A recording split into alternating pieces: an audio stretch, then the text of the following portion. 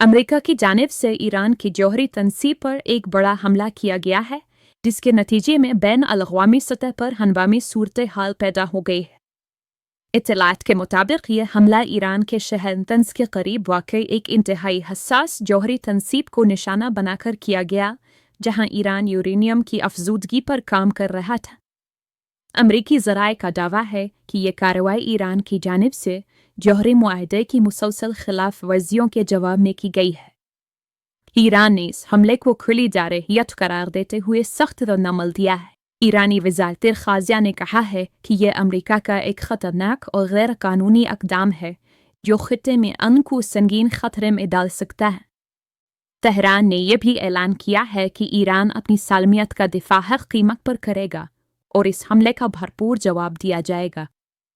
दूसरी तरफ अमेरिका की जानिब से इस हमले पर बाज़ाब्ता तस्दीक या तरदीद तो सामने नहीं आई, लेकिन वाशिंगटन में कई दिफाई तज्ज़ियाकार इस इक़दाम को एक पेशगी दिफाई हमला करार दे रहे हैं, जिसका मकसद ईरान को जौहरी हथियार बनाने से रोकना है। आलमी बरादरी ने इस पेशरफ्त पर शदीद तशवीश का इजहार किया है। अक़वाम मुत्तहिदा, यूरोपीय यूनियन, रूस और चीन समेत कई आलमी क़ुव्वतों ने फौरी तौर पर दोनों फ़रीक़ैन से तहम्मुल का मुज़ाहरा करने की अपील की है। माहिरीन का कहना है कि अगर कशीदगी में इजाफ़ा हुआ तो मशरिक़ वस्ता एक और बड़ी जंग की दहलीज़ पर पहुँच सकता है। यह हमला एक ऐसे वक्त में हुआ है जब ख़ित्ते में पहले ही फ़लस्तीन, लबनान और शाम में जारी तनाज़ात ने माहौल को कशीदा बना रखा है।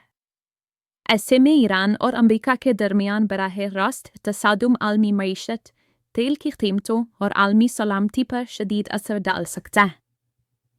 हाल ईरान में इमरजेंसी नाफिज कर दी गई है और इस हमले के नतीजे में साइट पर होने वाले नुकसान का अंदाज़ा लगाया जा रहा है। सिक्योरिटी फोर्सेस को हाई अलर्ट कर दिया गया है और अवाम में गम उससे की लहर दौड़ गई है।